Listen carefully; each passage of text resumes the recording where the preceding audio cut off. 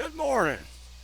Yeah, I'm going to show you the most important thing you need to understand at all levels when you're fighting this H1B and all this stuff. And nobody out there is discussing that. That just blows my mind. And here's why.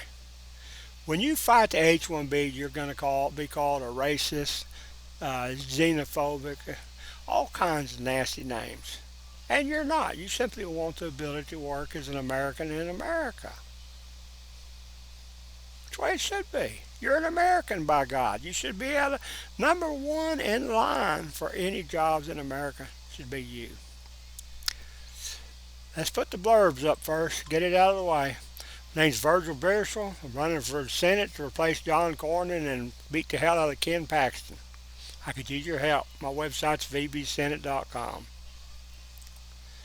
If you want to contact me, email me, vbeers@gmail.com. My website's guestworkervisas.com. You'll find all kinds of data there. We're getting ready to get ramped up for the coming year too. Thinking about adding some different changes to make it even more accessible and better and easier for you to understand. Let's cut over here to this spreadsheet. When I say the most important data, you need to understand how many jobs are created in America. There's basically three types: the Department of Labor and the BLS, Bureau of Labor Statistics, I think is what it's called. They maintain the CES and the CPS data and the OES data. If you look up here, you'll find, and I broke it all down by per year. You can pause the screen and look at it later on. CES, seasonally adjusted, we created 1,141,160 jobs per year. Not seasonally adjusted, 1,216,680. CPS, 1,073,400. Save this one for last. The OES, 1,462,380. So basically, they're all within a million to a million and a half what the Department of Labor maintains. That's how many jobs we create a year. That's why I use when I say we create 1,500,000 jobs a year. That's why I use it, because of those three different deals. There's no exact number. There's nothing you can use, take to the bank, but those are exact numbers. PayEMS, that is the total norm form payroll data.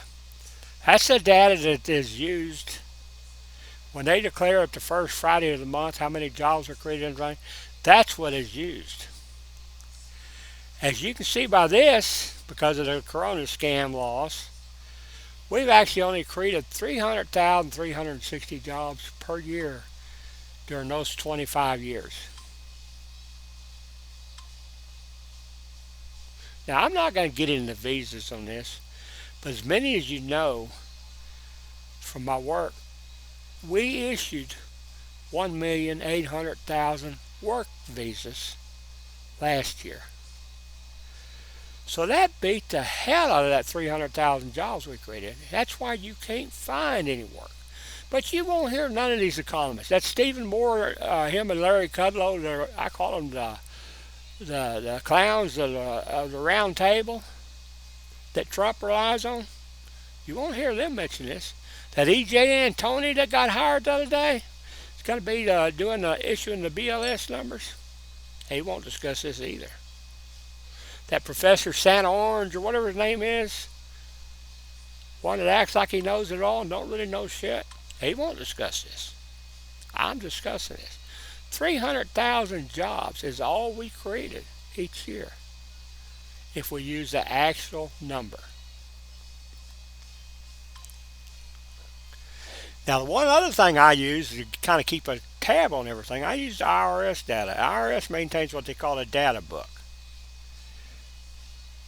We created 1,338,507 jobs per year. That's probably good accurate right there, because everybody supposedly has to file a 1040. These are only 1040 numbers. Well, I just noticed something. I only have through the 24 data because 2025 hadn't been filed yet. So we'll make this 24. So we've actually created 1,394,278 jobs. That's probably what you can take to the bank. Those are the numbers. All of you out there are wondering why you can't find jobs. This is why you can't find jobs. We issue more non-immigrant worker visas than we create jobs for. And this doesn't even take into account our high school graduates. You want to bitch at somebody? You want to win this war without being called a xenophobe and a racist and all that? You use math, guys. This is how much you have to spend. That's them non-immigrant worker visas issued. That's how much you spent. Whatever's left over, that's what you got available to live on. It's as simple as that. I can't make it any simpler. You need to understand this stuff. Guys, now as you know, I'm running for senator to replace John Cornyn. I need your help winning. I can't do this by myself. If you're looking for good paying jobs, you need to vote for Virgil the Jobs Guy. That's me, the ugly one under the cap. He's got a Texas flag and a Texas hat on because he wants to represent Texas. There's my website, vbsenate.com. There's a number you can text me at. Don't call me because I won't answer it. If I don't recognize the phone number, it don't get answered. If you leave me a message, I might call you back. There's a chance. We need to win this battle, guys. Nobody out there, except for me, is even discussing how many jobs we created. Would you get in your car and drive across country not knowing how much gas and how many miles a gallon you get? That's basically what you're doing when you're trying to fight this H-1B stuff. You're spending more for H-1Bs than you're making for yourself as a country. I don't know how else I can make this any simpler. If you don't understand this stuff, send me an email. Text me. Where the hell's my email address? Right there. Send me an email. I will answer your question. I'll show you how to compare it. I don't care if you're an economist that thinks you know better. We need to beat this. We need to put Americans number one. You need a Virgil Jobs, the jobs guy in every state of the union. You need one in Washington, D.C. on President Trump's staff. That when these smart-ass economists say, well, we don't care, like that Lutnick car salesman guy.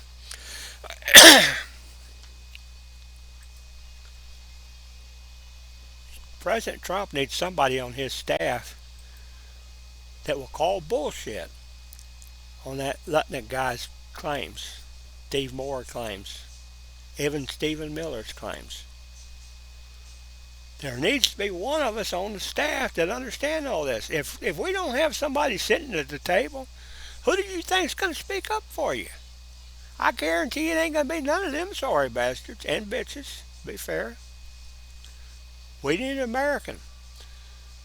We need to send a message to America, like we did with Fetterman and even AOC, that we can put an everyday American in there, and we will do it. I can't do it by myself. You can. 1 million people putting up $1 each will send a message. It might win us. It might help us get in there. 2 million will knock it over the top. It's not that big of a deal, folks. $1 is not going to break you, even if you have to break it out of the piggy bank. I don't care how broke you are. And look at me, I'm living in a garage. I'm probably broker than you are. Just a little food for thought. We need to win this. We need to put enough, say no to the xenophobe and the racist and the racism comments. We need to put Americans back to work in America. If these corporations don't want to hire Americans, we need to give them two choices. You can totally move offshore and we'll shut the border where you can't sell to America, or we'll seize your assets and do the same damn thing. We need to stand tough. Enough is enough. For 55 years, they have been sending our jobs overseas. For 35 years, they've been importing workers to take our jobs. That's leaving us living in garages like this if we're lucky. If we're not, we're probably homeless, probably a druggie by now. Some of us committed suicide by now. When are we going to say enough? I'm saying enough right now. I need your help. Thank you. Bye.